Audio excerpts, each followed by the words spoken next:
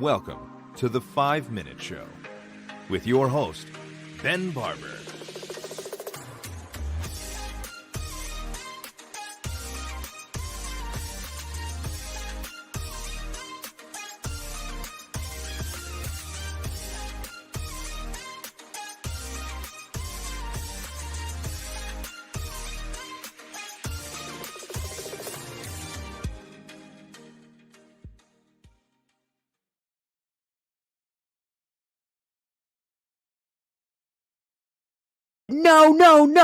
No. Oh, I can't believe I muted my own mic first. Welcome, everybody, back to the 5-Minute Show.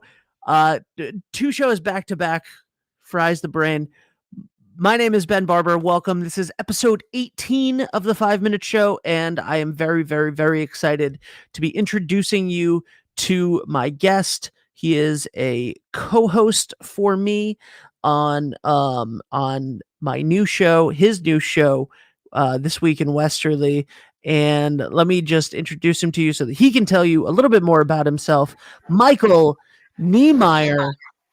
Hey, so this is your show where you interview interesting people, and you've accidentally booked me. So here we go. Yes, I did. I'm losing my mind, and I have no sense anymore. Niemeyer, I love you. Please tell people who you are, what you do.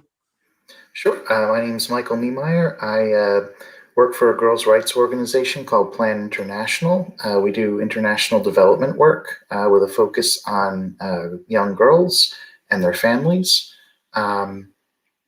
Let's see, what else about me? I married a woman from Uganda named Sarah. She's the light of my life and just so lovely. And I have 2 daughters. One's named Melissa. She was also born in Uganda. And one's named Maeve. She was born here in America during the pandemic. Gosh, I don't know how much to dig into here, but as much as you want or as little as you want. I have to say that I have never gotten the chance to meet Sarah and your family, and I can't wait until we're all vaccinated and we can hang out in person because I miss you, my friend. But Allie last summer took family photos for you guys. yeah. And when she came home, she was just like, oh my God, I got to spend the day with Niemeyer. It was great. I'm so sorry. By the way, old habit from 15 years ago. I cannot stop myself. I got to spend the day with Mike, and she did not say that. And his family is so beautiful and wonderful, and Sarah is just amazing. And so I cannot wait. And she loved, I'm so sorry. What is your older daughter's name again? Melissa. I was gonna say Vanessa, and I'm so glad I didn't. She was like, Melissa is so funny. So I cannot wait to meet all of them. And I'm so happy for you because you deserve a beautiful family. And I'm we have a comment from Dave Fernald who said the stud, the legend, Michael Niemeyer. Yeah, he is. Hey, Dave. He is. Boy. Mike Niemeyer is a legend, and everybody else is everybody that doesn't know that is going to know it. Why don't you tell us a little bit about the new show, This Week in Westerly, what your plan is for it, what we're doing?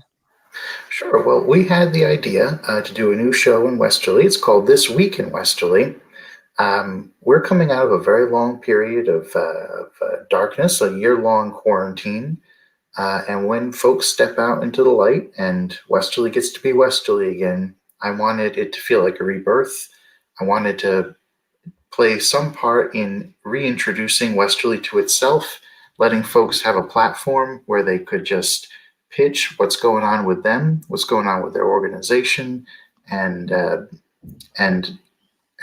way, when everyone gets out and gets going again, everyone has a sense of where they want to go, who they can help out with, and we can just feel like a community. I'd love to, if we could just play some role in helping Westerly feel like a community after this long period of of just awful things. Um, in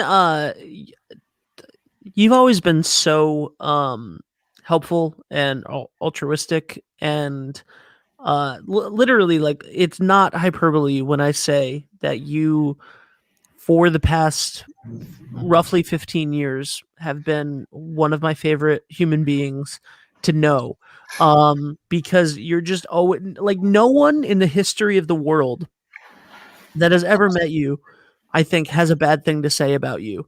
And that is so, and I know that you're gonna be like, "Actually, this one person," um, but because that's who you are. But you know, like, you, you just have this intrinsic quality that is, so good. And, and I mean that, like, you put good out into the world, and and that's what you're doing through your work, and that's what you're trying to do through this new show. And you so we reconnected, first because Allie took those family photos, and that sort of, and I didn't even know that you were back in town, or um and then that was really nice. And then I started to see your name popping up on, I produce all of the services and shows for Christ Church in Westerly, and I started to see your name pop up in the comments. And Jackie, the parish administrator, was like, "Oh yeah, do you know Michael Thomas Niemeyer? He makes soup for the pastoral care committee now." And I was like, "What?" He goes to this church, and she's like, I think he's going to go to this church. I don't know. He's like volunteering though, and like making soup. I was like, what is happening? Of course he's volunteering and making soup for them to deliver to people that are stuck at home. What? So I know that it's a long story and that you've told it a lot in the last week. You don't have to go into it if you don't want to, um but that's the type of person that you are, right? So give everybody just like the cliff notes, however long or short of that story you want. But you went from not knowing that this place existed during the pandemic to becoming a vital role of providing a service for the community like that. How did that happen? Oh well, I will try to cliff notes it because it was a real kind of Forrest Gump story where just one thing led to another, and it's hard to look back and put it all together. But You are a real life Forrest Gump. Yes, I'm sure of it. I'm sure of it. You are going to be in every situation for the rest. Like, we're gonna get to Mars, and it's gonna be like, and Mike Niemeyer was there doing something.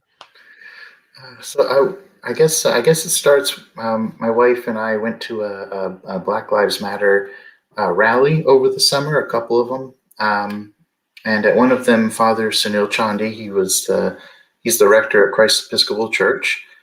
He gave a speech, gave a sermon, and we were just so moved by it. I wish I could remember what it said, but I know how it made us feel.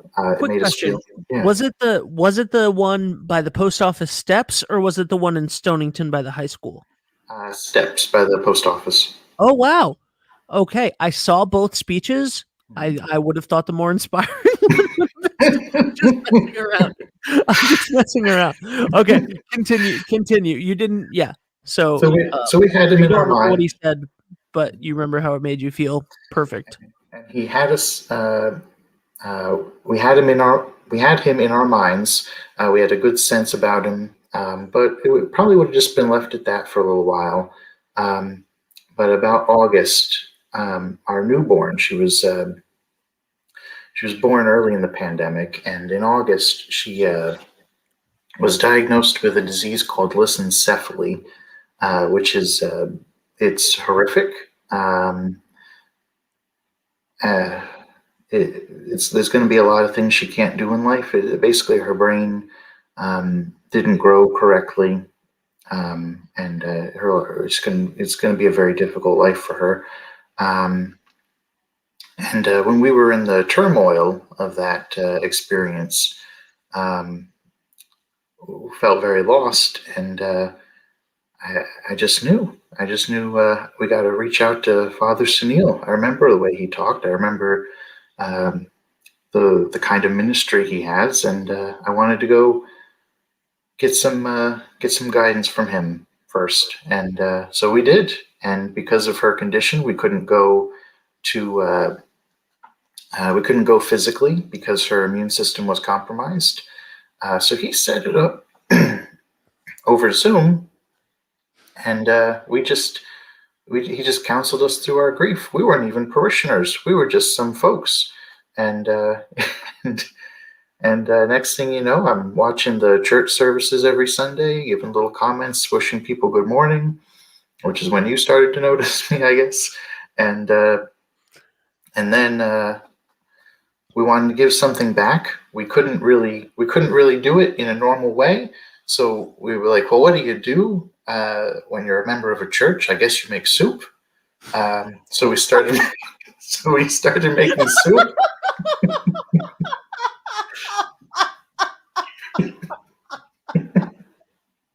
Yes, I love you. So we started making soup. We had trouble getting it to the church itself because of the restrictions. But This is such a sweet story, but that was so funny. Continue, please. So we would have to sneak the soup into the church, try to avoid all contact or anything. They in a brown bag. We tell them, here's where we're putting it. They'd go and get the soup and put it away to bring to folks who were locked into their houses, and that's how that happened. It was quite a series of dominoes just unexpectedly hitting each other. If I can rein my self back in for a minute, I want to say that I don't know what it is, and this is a spiritual question, I guess, and it's a real, I don't know, it's an existential question, if anything. But when I think about situations like your daughter, right? There have been a small handful of people that I've known in my life that have had children, and some of them, the children are older than me, but there have been a small handful of people that I've known in my life that have had these situations, similar situations to varying degrees. And I've always noticed, and I don't know what this is, that the people that are the parents are people that are so, it's like when I introduced you, intrinsically good. People that outside of this situation, I would look at and go like, that person is an angel. That person has a level of empathy and compassion and pure goodness in them that is it's just so, it's the essence of who they are. And I don't understand the correlation between those people and the people like you who are just so pure and good. And I assume that if she is your wife, I can guarantee, and I know that she was a teacher in Uganda, that Sarah is exactly like you I was in just going that to way. say, it sounds a lot more like you're talking about Sarah. See, and of course that's what you're gonna say, but like that is the situation where, I don't know what it is. I don't know what it is. I think like it feels like situations like Maeve needed you, and it needed to be you guys, and and that it was, and that's a really hard thing to comprehend. The whole situation is a hard thing to comprehend, but the fact that the situations that I've seen, the parents before the child was even born were the right people to care for this situation is a is a sadly but beautiful coincidence, and I don't think it's a coincidence because I don't believe in them. And so I think that the love, the amount of love, the capacity for love that you and Sarah have is so beautiful. And um and I really look forward to, can you share the story, if you want to, the story that you called me with last week, because of what happened that night, because it makes me cry every time, and it's exactly what I'm like. If your story and your life doesn't, I hope that it fills you with hope, because it fills me with hope. And you are, and it happened way before this. Like, you are just such a great person. Like, I literally mean this, and I know that I can't stop talking about it. I love this man. I think that he is amazing and always has been. And can you, yeah, just share this great story Sure. with us? Well, first, let me just comment on what you said a minute ago. It was Yeah. um, Maeve has such a beautiful soul. She has this amazing capacity for joy in difficult situations. It stuns me constantly, and I'm so proud of her. And I I really feel like, to the extent that she's lucky, if she's lucky to have us, and I hope we can live up to that. We are much more lucky to have her, and I really hope we can live up to that. And thank. But And let it's me tell you, and it's perfect.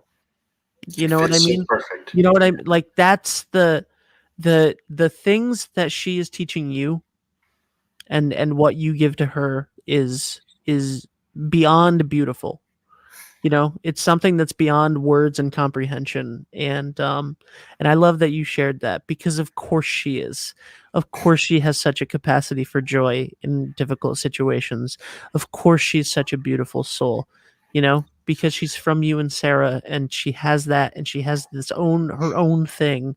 And that's um so it's it literally, like, transcends, Yeah, you know it comprehension. it definitely transcends anything that I thought I had understood about being a father or having kids or anything. Even from the moment she was born, I had no idea how much more there was to know. But to the point of the story you'd asked me to tell, Maeve, with the disease she has, most of the kids don't ever become aware that they have their limbs or anything. They're very locked in, and that can be very scary, because you wonder how much it just makes you worry for them. But with a lot of physical therapy, some kids can kind of break through. And the other day, out of nowhere, she started reaching out and playing with a toy, and it was, without any exaggeration, one of the greatest moments of my life. I I think about it hourly now. It's been a few weeks, and it's just it's a major testament to all the physical therapy, but also just to her indomitable spirit. She's a major source of inspiration, and I mean, Ben, thanks so much for letting me tell folks about her, because I'm just so dang proud. Uh, I mean, what more could you want than your kid playing with a toy? the the gratitude that you have for every moment is palpable. And um I just want to say, and we'll end on this. The level of character that it takes to be so freshly into this situation and your experience. I don't even want to call it a situation. Your experience, and to um and for your first thoughts to be reaching out. You know, what do you do when you're a part of a church? You make soup. Um, what do you do when you're a part of a community? You reach out, and that's what you're doing now. And um, so the stuff that you want to do, and that you want to do with the show, and that you hope for Westerly, and connecting everybody together, and um, just the amount of character that it takes to think about others is beautiful.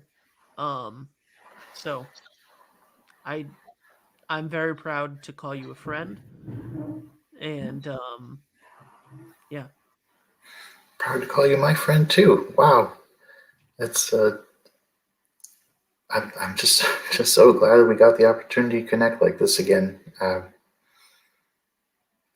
Thank you so much. thank you, man. You can check out Mike every Saturday morning at 10 a.m. live on Facebook, um, and YouTube, on This Week in Westerly. I'm sure you'll be hearing more from Mike in the future. Um, you have a good heart. You do too. You really do. I love you, man. Um, Love you too. Dave said clandestine soup, no less. Yeah. I love it. All right, Mike, is there anything that you want to?